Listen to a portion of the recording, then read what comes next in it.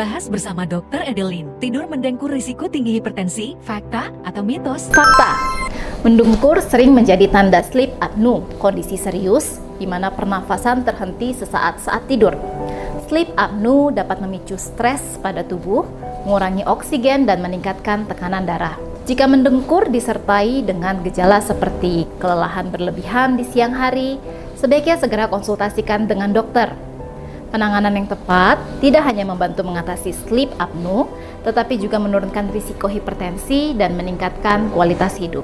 Apabila ada pertanyaan lebih lanjut, konsultasikan dan buat janji temu Anda di royalprogress.com. Salam sehat!